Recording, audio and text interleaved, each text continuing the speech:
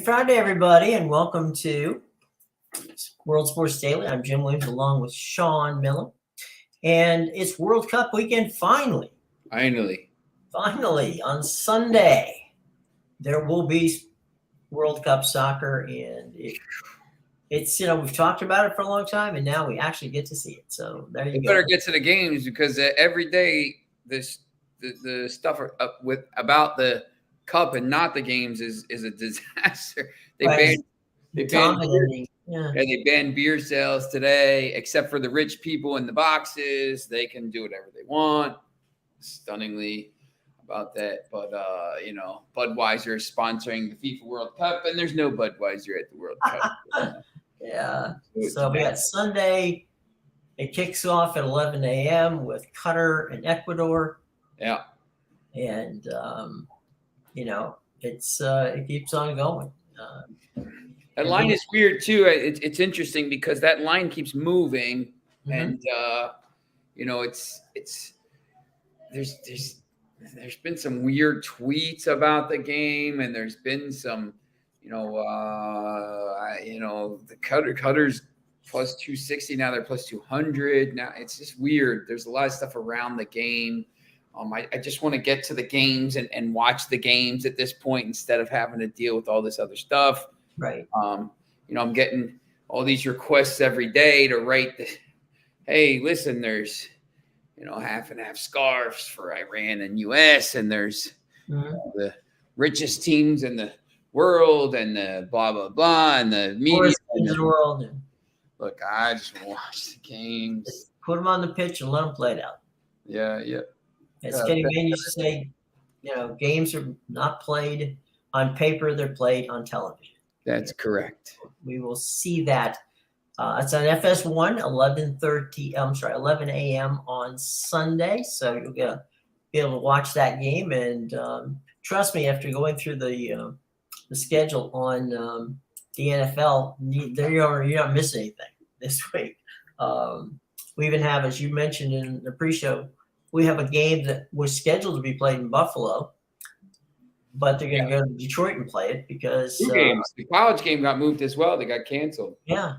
So, we're talking about some serious snow going into northern New York, and that's a ways up 95 from both you and me, my friend. And happy to say it's not going to be snowing that badly here. I hope. I don't need 6 feet of snow.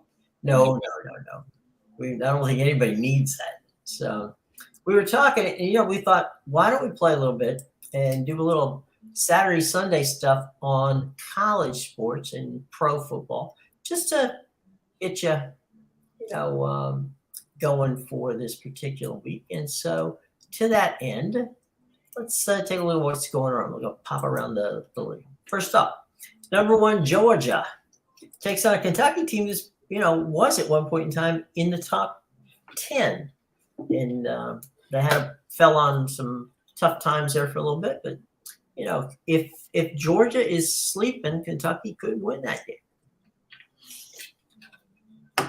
I think it could be an interesting game. Yeah. Mr. Bennett at Georgia is just throwing the ball over the yard.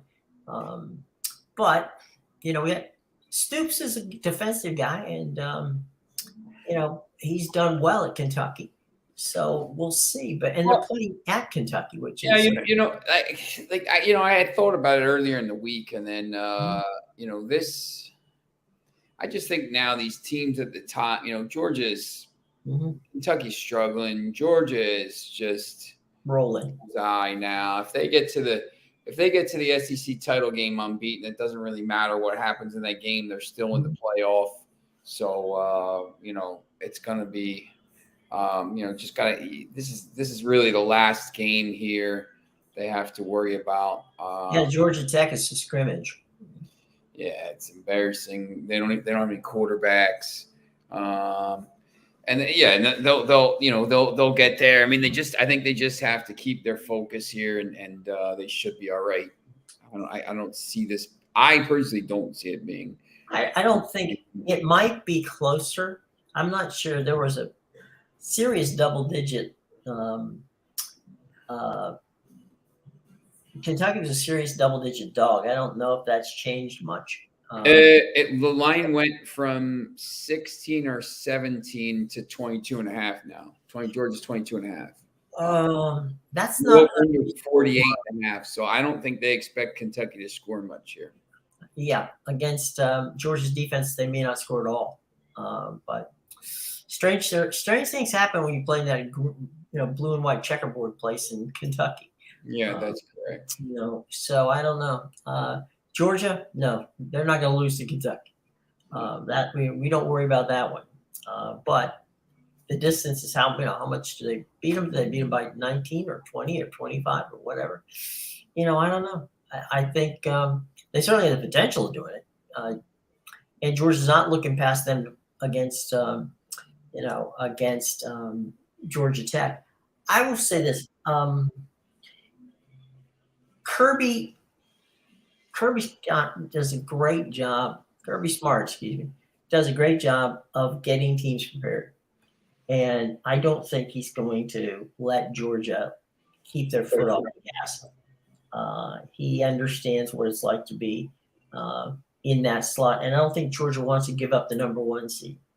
And so I think they're going to run Kentucky out of the building.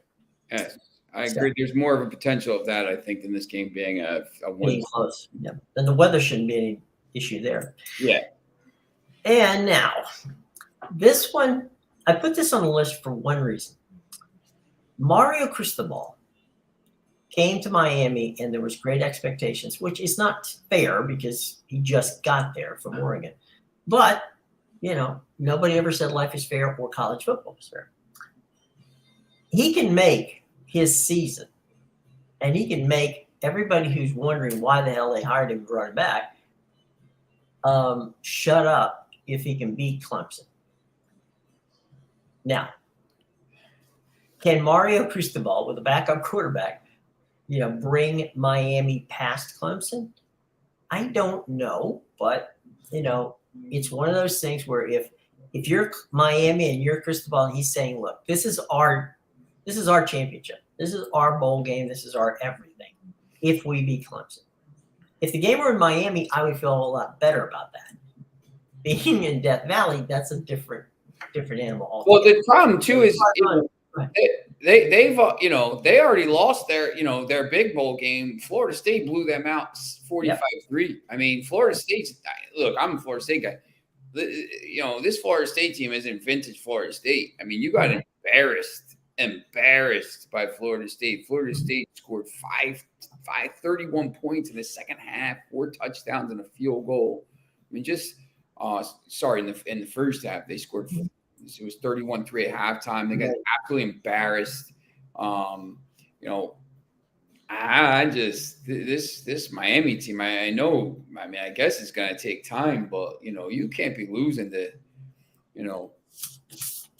Duke and Middle Tennessee State and the worst Texas A&M team of all time, and that's the problem. I mean, they don't have a lot of good wins here. Yeah, they're bowl eligible, but that's about beyond that. But the theory of the case and why I put it up here was: is there a possibility that this is Miami's big thing? And I think Clemson could be overlooking this because Clemson's got South Carolina stinks, but Clemson's got UNC down the road here, weeks. So that UNC game. I mean, look, North Carolina's still in with a chance to get to if North Carolina wins out, if North Carolina beats Georgia Tech, NC State, and Clemson, they could be in. They can make a pitch for. Yeah, you got to give them a chance, And the quarterback, the freshman kid, is going to be maybe the Heisman. So, yeah, look, I mean, I don't think Clemson's looking past Miami, but that's that. Clemson's not any good either. So, I don't know that they can go out there and cover a 21-point spread or 19. I'll be honest, I'm not so sure that Clemson, in this watered-down version of the ACC, is that good. Yes.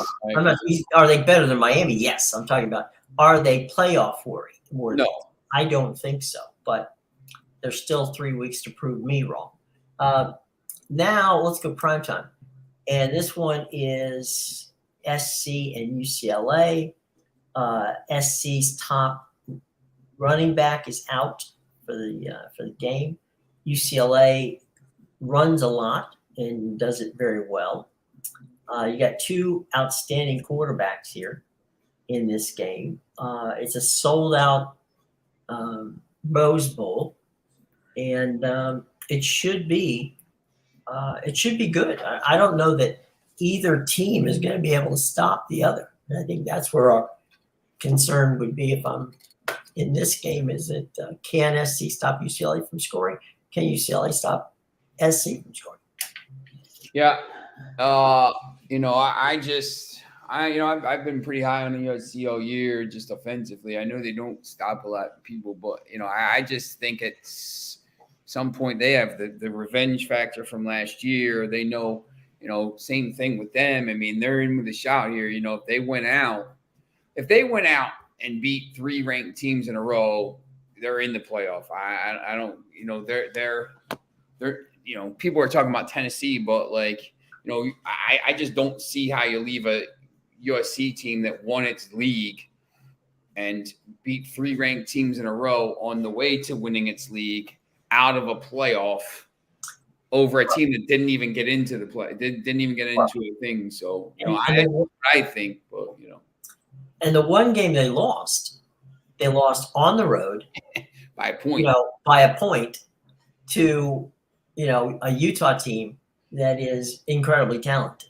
Top 10 team in the country. Yeah, so, exactly. Exactly. That if they end up facing Utah again, and they beat them, then, that takes care of that loss. So that actually, to be honest, I think that that SC is probably the best possible option for the Pac-12 to get a team in the playoffs. Because if UCLA wins and and Oregon and Utah play, Utah wins out, Utah's still going to have 2 losses, and one of those losses is going to be to Florida, which wasn't a big game either. So that's when Tennessee starts getting attractive to people, assuming Tennessee wins out. So the other thing is, look, I don't need to people are like, oh, Tennessee should be in. Look, I already saw Tennessee play Georgia, and they didn't do anything in that game. They got to be 27-13. Their offense couldn't. The greatest quarterback ever couldn't do anything in that game. Right. I don't need to I want to see different teams. I think at some point you have to football needs USC to be good, or someone from the West has to be in it. Somebody from the Midwest has to be in it. You need to have more of this geographical stuff, because it's not, you can't just have 2 SEC teams, an ACC team, and some rando in the tournament all the time, because it's just at some point people are just it gets boring. I don't know what the 12-team playoff. Hopefully it starts as soon as possible. Hopefully they find a deal and just get it done, because they need to start having other teams in this thing and make it a little bit more entertaining for the. Yeah, I don't even look, if it's when you look at the rankings right now, if it's Georgia, Ohio State, TCU, and USC. All right, now you got a team from the East, you got a team from the Midwest North, you got a team from the Midwest South, you got a team from the West. Now there's different teams. There's different teams in there. TCU is new, USC's back in it. Well, and you also have a coast to coast,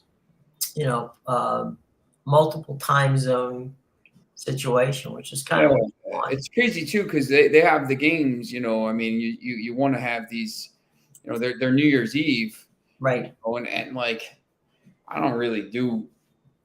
I don't go to parties anymore. I don't really do that stuff. But if it's if Georgia's playing USC, yeah, look, I'm going to watch that game. That's entertaining to me. That could be an interesting game. I think USC is very good. If if Ohio State's playing TCU, I would think Ohio State would win, but I'd be interested because there'd be a different team in it. But it's just me. Like some people are just all about college football and they just want to see the SEC teams win. But I grew up in the SEC country and rooted for the Gators my entire life, and I get sick of it. I mean, I'm just like, the fact Alabama would have to come a long way to get into the playoffs, and there are people talking about saving. I'm like, stop it. Just, stop. Let's see some teams in there that we haven't seen before. And I get sick of Ohio State, to be honest, because they don't win when they put them in there. They were like Notre Dame. Notre Dame shows up and gets killed every time they play in the playoffs. Every time. And so, okay, yeah, one Urban Meyer month, they had a decent situation, but I get sick of that situation too. It's like, for some reason, through birthright, Ohio State ends up in the playoffs. I don't get it. But, it is what it is. This one's going to be fun. It would have been fun had Bo Nix not gotten hurt. Now Oregon is going to have a whole, they are at home, which is a definite advantage against a very talented Utah team. So, yeah, I think when you look at this, game, I would have picked Utah to begin with, but especially without Nix involved here, I just don't see any way they can win this game. I don't know what see what this line is now.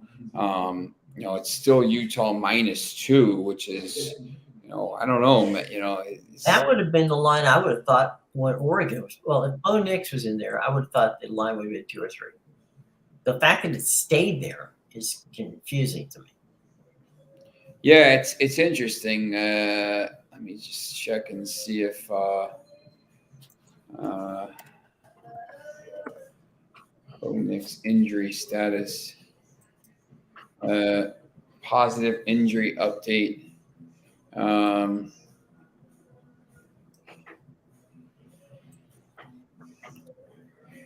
I guess he's practicing. I don't know. It doesn't sound like. It just seems like they're doing this to. Well, I watched the game last week when he got hurt. Yeah. And he was jumping around, wanting to get back in the game. So I'm not sure what exactly it is. I don't know if they're Belichicking this thing and basically saying, "Oh no, he's not going to play," and then of course he walks out on the field. I think it could be the other way around. Like they're saying maybe he's going to be there, and like he's really not. So they prepare for him, and then it's the backup. So yeah, and Utah, Cam Rising is a quarterback that very few people are talking about, but that kid can play, and so we'll see. We'll see how it works out. Let's pop over to the pros on Sunday. And we had a hard time scrambling to get any game worthy of conversation. But on 4 o'clock on Fox, after you watch the soccer, the Vikings and the Cowboys, 2 teams that I don't think anybody – well, I think the Cowboys are doing relatively well, but the Vikings just dominating the North Division in the NFC. I didn't see, I thought that they would be competitive. I thought they could even beat Green Bay, but they got Green Bay by 4 games now? Yeah, if they win, I think they've already beaten Green Bay, right? Yeah, once. They beat Green Bay on opening day, so they would have a 5.5 game lead with 1, 2, 3, 4, 5, 6, 7 games played. So basically, it's over. And Green Bay stinks. I mean, I watched that game last night. I mean, it's over they're done. So they're making playoffs. Yeah, it's going to be. The playoffs are going to be. The Eagles, Giants, Cowboys, Vikings. Right. Somebody from the South. Probably Tampa Bay. Yeah, San Francisco, and then whoever stays, if Seattle stays hot, or if the Washington gets a little bit hot, or if Atlanta gets hot, if Arizona gets hot or something like that. It's Well, gonna the Giants and the Cowboys and Eagles are all, yeah. would be leading. 9 wins will get you in the playoffs and the thing. So the Giants need 2 more wins, and the Giants can go 2-6 and probably still get in, but the Giants aren't going 2-6 here with their schedule. They play Detroit. They got to play Washington twice, Eagles twice, Dallas, Minnesota. Oh man, they could go, and the Colts. They could go 2-6, but I think they're a little better than that. Even they'll probably split with Washington. Right. They could split with the Eagles. Mm-hmm. So, if they go 4-4 here, they're probably gonna have a decent. They're probably not gonna win the division, but they'll be 11 wins and they have a decent shot in the playoffs because you look at the stats. Barkley's got almost 1,000 yards rushing. So. Mm-hmm. Chargers and Chiefs. That's the night game on Sunday night on NBC and Peacock. It depends on everything. Depends on Herbert's hand. Yeah, they're banged up. They're definitely banged up. The Chiefs continue to make liars out of everybody in the AFC. It's like like it, dislike it, whatever. The title is going to go through Kansas City. I mean, it just I know there are some people out there that think, oh, Buffalo's fantastic and let's get ready for Buffalo. Well, good on you, but they just haven't played to that capacity at this point. So yes, we'll see what we can see. We have we were talking about the World Cup and some of what happens, when they, where they're going to play and where they're going to stay. So we've got, we've got some interesting stuff here. Let's take a look at where we're going to see them stay when they're in Qatar. And this is, courtesy of Al Jazeera USA. Some resemble an Arabian palace, others an oasis in the desert. Whether it's a luxury resort or student accommodation, the 32 World Cup finalists have booked their rooms, and if they make it all the way to the final, they'll be staying in them for up to 5 weeks. So their choice of accommodation may well prove crucial. The compact nature of this tournament means it's the first time teams haven't had to change locations or travel long distances to get to games. 24 of the 32 teams have made their home base within a 10-kilometre radius of the centre of Doha, while others have chosen to stay much further away. Belgium and Saudi Arabia are close to the Saudi Arabian border. The German team has exclusive use of a wellness resort as far north as you can go in the country, around 100 kilometres from Doha. The most basic rooms here cost around $1,000 a night. And Mexico chose to base themselves in the small seaside town of Semesma, 30 kilometers north of Doha. Here is our 4-bedroom villa. It's one of the most luxury villas in the city. I believe the Mexican team have selected the place earlier. They came here and visited, one of the choices before even they got qualified. I think the privacy here is the key. You still have to have something from a culture, something from their background. For the Mexican, the avocado it's essential to be there. The chili, of course, it's something very, very important, and we will make it happen for them. And it really feels like we could be in Mexico, doesn't it? That's true. A little Mexico, as we said. A little bit of Mexico, exactly. Yeah. The players at this tournament may be worth millions of dollars, but not all of them are staying in luxury. Lionel Messi's Argentina and former champion Spain have chosen Qatar University's campus, where they can walk to their training ground. Australia are in student accommodation too, albeit at the state-of-the-art Aspire Sports Academy. Well, this is the nicest student dorm I've ever been in. The beds are very comfortable.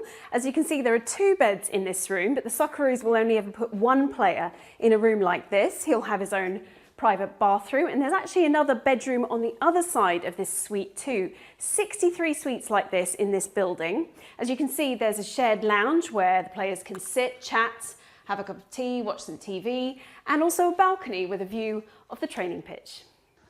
So whether it's a bed in a dorm or a luxury villa, the hotel managers can guarantee at least one thing: when the World Cup champions are crowned, they'll be asking for a late checkout.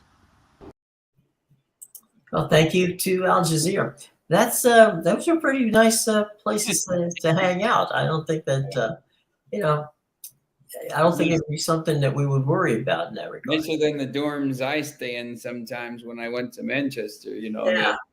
I used to go in August and stay for 3 or 4 weeks at a time. I would be based in one of the dorms there that was they were closed until students came back in September. So those are a little bit nicer. Yeah, a little nicer. Just for point of reference, Qatar is actually smaller than New Jersey. Yes. So no matter where you stay in Qatar, you're not that far away from Doha in that regard. So there's that situation. So it should be in good shape there. Any last minute thoughts on the cup as we get ready to start? I mean, we've talked about it all week long. There's some pretty good storylines. I know you've been writing about it all week long. So what are some of the stories that that people could click on and read right now that you've penned? Yeah, I wrote some stories about the value of the squads, and there's a big it's not like the most groundbreaking thing ever, but the teams with the most value squad are the ones that are favored at the tournament, obviously because they have the best players. But look, there's a lot. We talked about how chalk in some of the other tournaments, it's going to be mostly chalk. There's going to be some surprises though. And you want to try to, if you're filling out a bracket or, it's kind of like, it's not like the NCAA tournament because that first and second round, there's surprises all the time here, to get, once you get to the 16, it's mostly teams left. But I do think this first week of games, basically goes through. I was trying to get I have a soccer ball from the 1984 World Cup, and there's a story to be told with it. And hang on 1 second as I drag it out, and hope I don't knock it all over the. There we go. This is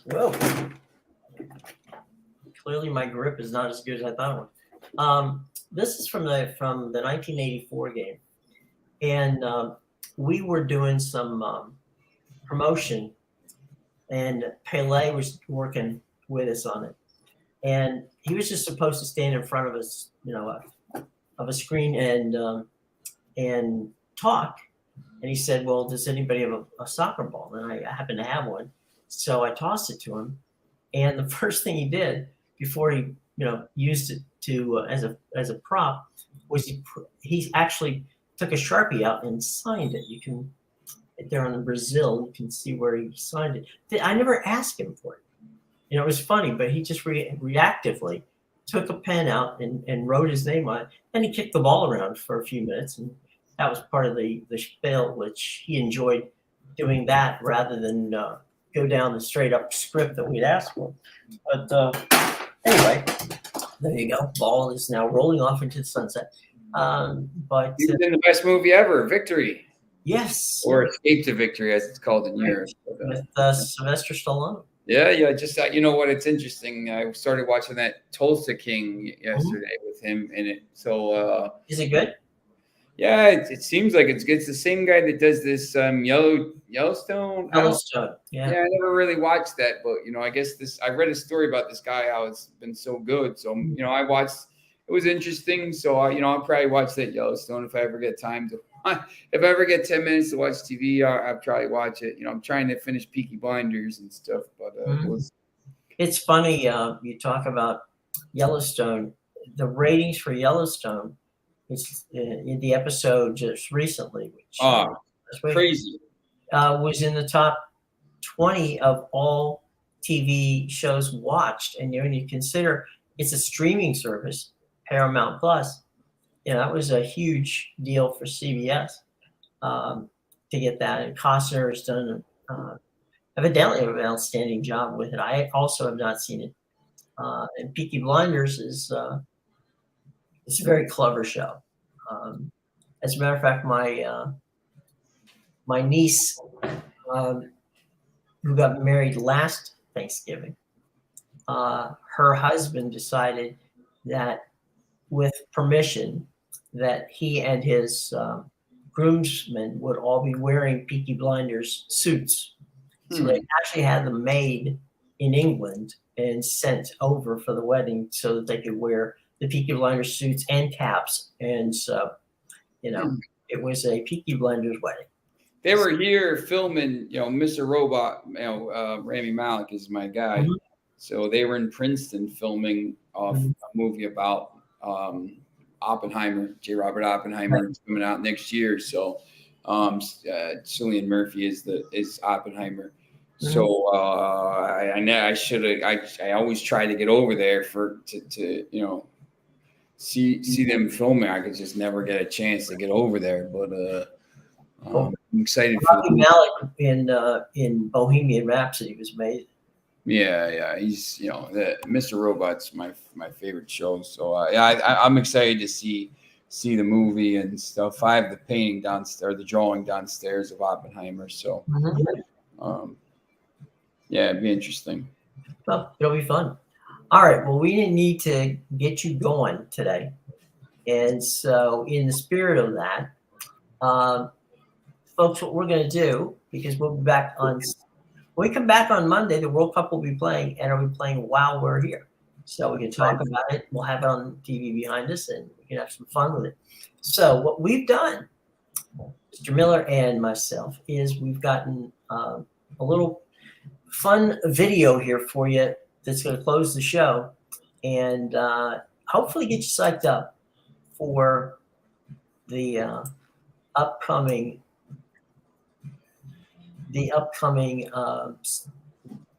big World Cup, which will be we'll be seeing here very, very soon on Sunday. Okay, so with that in mind, here we go. Wait a minute, sorry. There we go. All right, here we go, gang. Take care. And here comes Bobby Moore, leading the teams out at the and Dempsey captains the US today here in Salvador. Now it's Charlton, Bobby Charlton. Eusebio, and it's Messi. Oh, beautiful dummy from Cruyff. Ronaldinho. Marquez, terribly. Cristiano Ronaldo, magnificent. Maradona, gives pass. It's a great run by Michael Owen. What has he done? Crunching challenge. It's a red card for David Beckham. Can you believe it? Landon Donovan. Del Piero. Mario Götze. Here comes Iniesta. Winner. Cannavaro. England.